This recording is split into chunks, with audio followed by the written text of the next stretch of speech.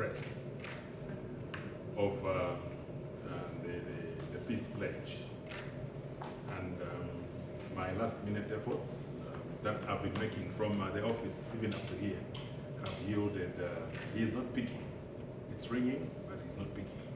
So somewhere in my statement, I'm referring to his presence here. So you may have to ignore that. So sincere apologies for that, but also apologies for the short notice. We thought we should have this briefing so that we answer your many questions, especially to do with the suspension of political party campaigns. And it's for that reason that we just had to call for this briefing this afternoon. So there are about 7 items that I will address in this briefing. It's part of our usual weekly briefings that we will hopefully, beginning this week, we will be on schedule. The last 2 weeks have been a challenge on account of the other week we were at the trade fair grounds, and last week it was a crazy week on account of many happenings that took place. So please, but we hope we will manage this one. Now, on the first item, the suspension of political party campaigns, the Commission has today, the 18th of July, lifted the 10-day suspension of political party campaigns. That was invoked on 9th July 2016. The Commission is therefore appealing for peaceful and violence-free campaigns in the remaining period. The Commission has since developed the addendum to the peace pledge, which most of you know about, arising from last week's meeting. And this peace pledge will be circulated to the participating political parties for their perusal and comments. And it is at that stage that I was going to invite the President of the United Progressive People to speak to you. If you make it before we finish, we will accord him the opportunity. So that's what we can say about the suspension of the political party campaigns. Our appeal is there should be peace and no violence. The second item is on conflict management workshops. In response to the violence stemming from political campaigns, the Commission, with the support of United Nations Development Programme, UNDP, is partnering with the Dag Hammarskjöld Institute for Peace in organizing a series of conflict prevention or management workshops for political party leadership at the provincial and district level. The objective of these workshops is to facilitate and engage political parties in conflict prevention, as well as management in and amongst different parties.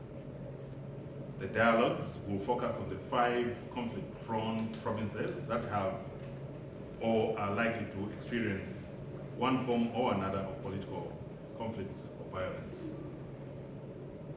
And these are, I'm referring to the provinces, Lusaka, Western, Southern, Copperbelt, and Central provinces. However, the dialogues will have representation from all the 10 provinces.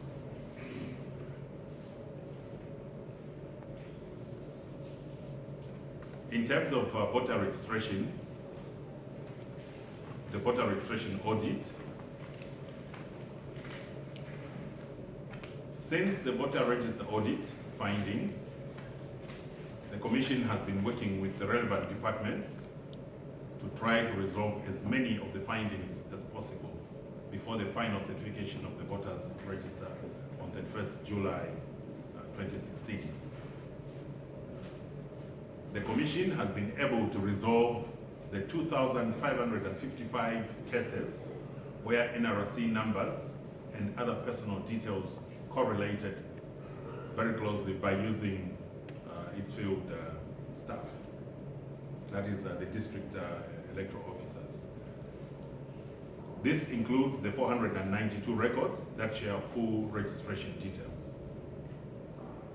The Commission has also been able to work with the NAPSA to remove a further approximate 10,000 names from the deceased from the register.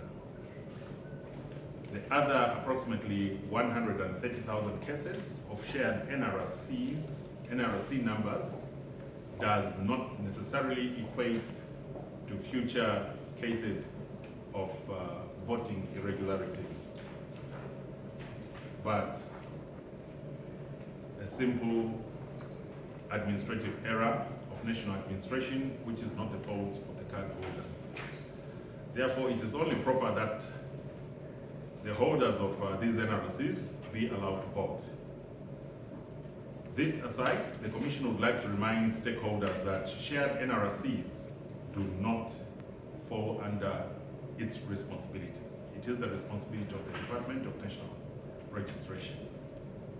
So apart from the voter registration, the voter register audit, it should be noted that polling agents and the technology they will have to support them on polling day will also provide guarantees against voting irregularities. Any issues which ECZ or which the Commission did not have time to resolve with the responsible government agencies before the certification of the register will be tackled as medium to long-term measures after the elections. As a result of the above, voters should feel reassured that the voter register provides the basis for free and transparent elections. The fourth item is on accreditation. A reminder to us all, accreditation for local monitors continues in the districts up to the 9th of August. In other words, it's been decentralized. So you want to cover elections in a particular district, you go to the district electoral officer. That's where you get your accreditation.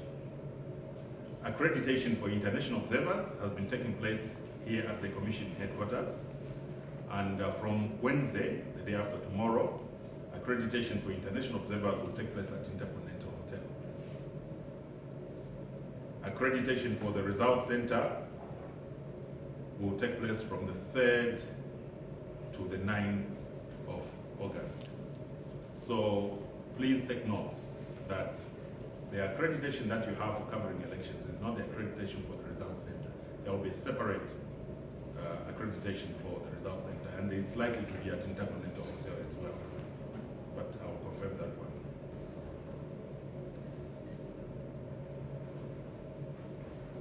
In terms of ballot paper printing, ballot papers for the referendum, mayoral, presidential, and local government elections have all been printed as of today. And I hope you've been following our updates from the team in Dubai. Posters for the referendum and mayoral elections have also been printed. All the ballot papers are expected in the country by the month end. And indeed, like we've done in the past, stakeholders will be invited to witness the arrival of ballot papers.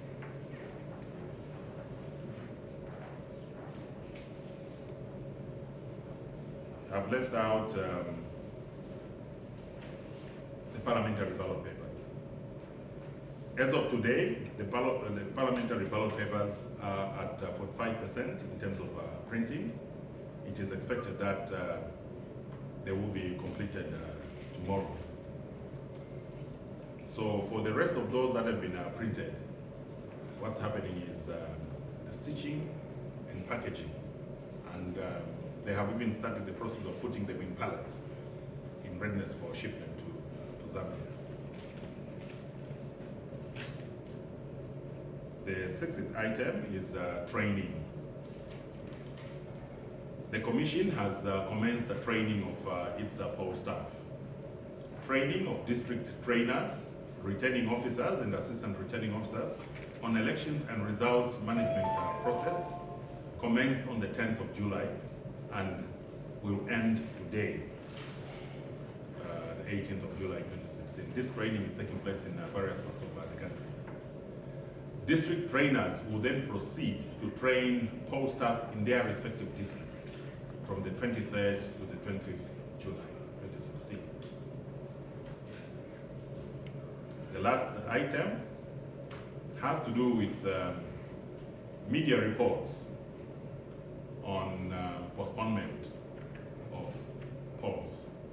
Those of you that have read today's post will find a story where the Commission is being accused of planning to postpone or indeed cancel elections.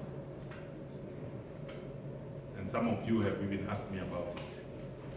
So media reports accusing the Commission of planning to postpone elections are unfounded and unfortunate. There is no law that empowers the Commission to cancel or postpone a general election.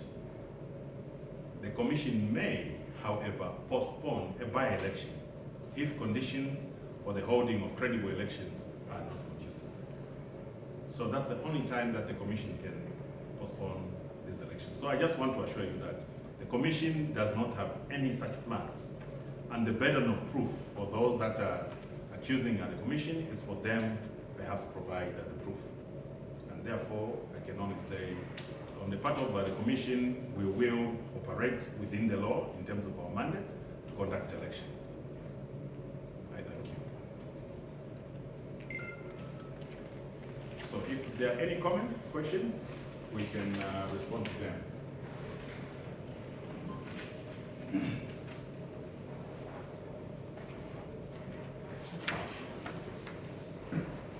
Yes. Stephen,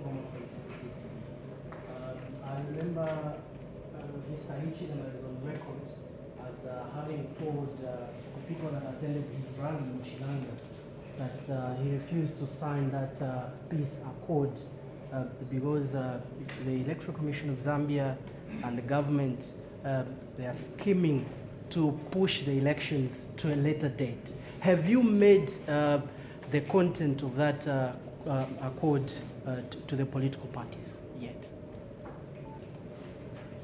Were you at the briefing on Friday? Sorry? I wasn't. Okay.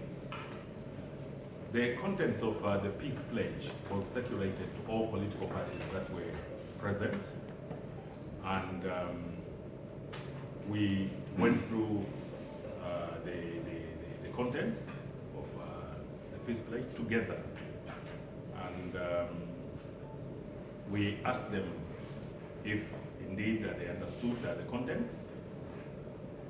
This included even speaking to the Green Party president, who was not present at that meeting because he was in Kitwe, but we sent it to him through WhatsApp.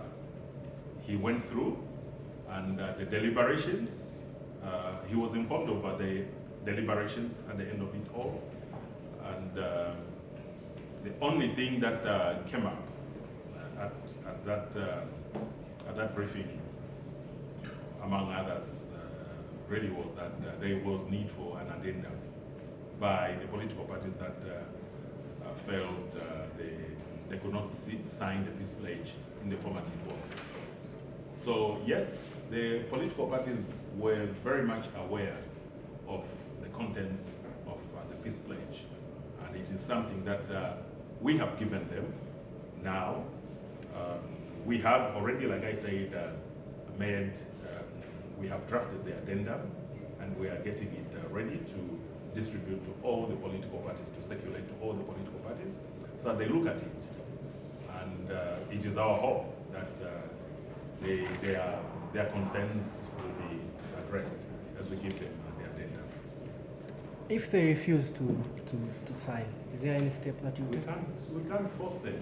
They have the democratic rights, and it's up to them.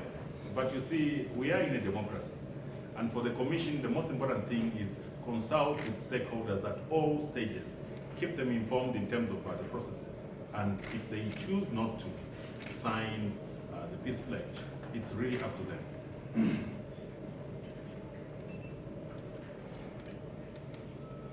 Yes, sir. My name is Nicholas From? from Metro. I want to find out the capacity of the ECZ to monitor and enforce the campaign suspension or campaign bans. And under what law can a party that abrogates the campaign ban be charged? My second question is on we know the political parties that are involved in violence. How did you arrive at the decision to more like have a ban, a blanket ban, suspension of campaigns for political parties, knowing the fact that we have only PF and PF that are causing violence? Those are my questions.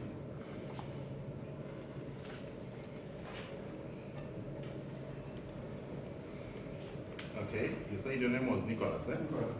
All right. Nicholas, your question on the capacity of ECZ, and I hope I've got it correctly. The capacity of ECZ to Enforce and monitor campaign bans. now, Nicholas, the Electoral Commission of Zambia, when you talk about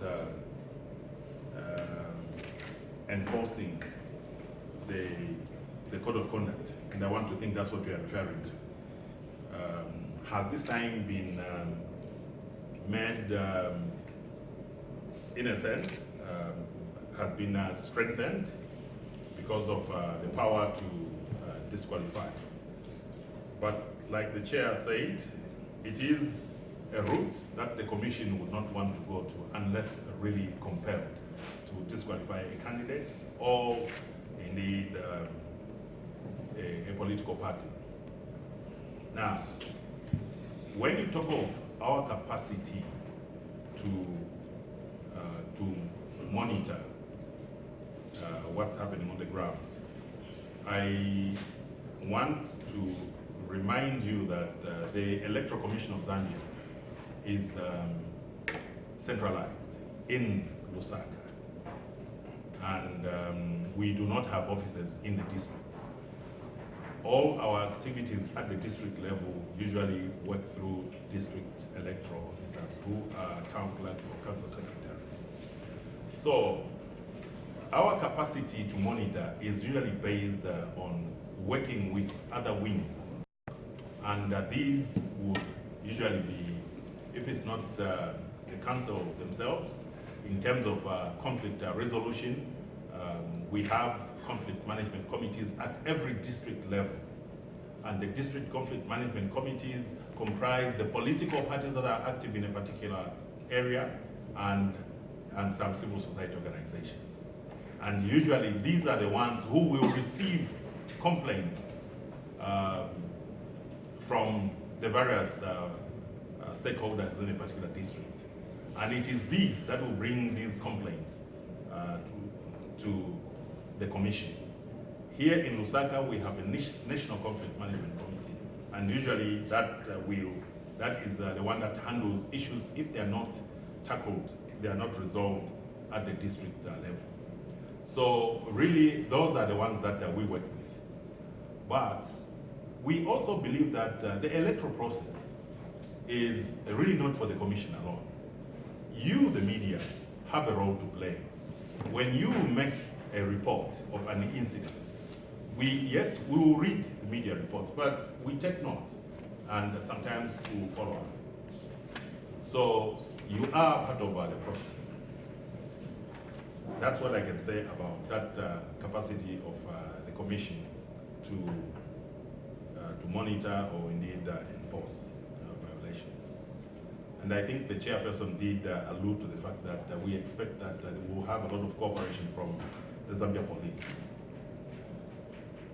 Now, why did the commission choose to make a blanket ban in Lusaka and Namwala. Now, you need to also here take note of the practicality of such a ban. When you suspend political party campaigns and you single out a political party campaign, unless you come up with practical methods or ways that you're going to monitor that particular party. Are you going to contain them in a particular, are you going to confine them in a particular area? Are you going to put them in some cage? What are you going to do? So even as the commission was looking at that decision, we were also looking at the practicality of the suspension. So if we said, okay, UPND and the PF don't campaign, and then others campaign, you are aware, I think most of you are aware that some behaviors that we've seen of in recent times, we have seen political parties change regalia. And what that means is we were going to encourage that vice. So what the commission did then is simply say, much as we realize that innocent parties may suffer, the best thing, and perhaps it's a choice of between two evils, which one is the better evil? So the best thing is do a blanket ban, which affects even the innocent parties. And that's really the position. So it was more of practical application of the suspension.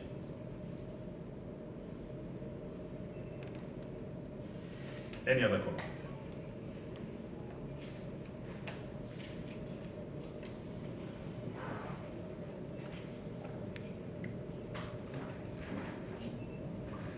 Okay, I can only thank you very much for coming. We will try as much as possible to be as regular as we can in terms of these briefings as we go towards election day. So we'll invite you again, but I promise next time it won't be at short notice.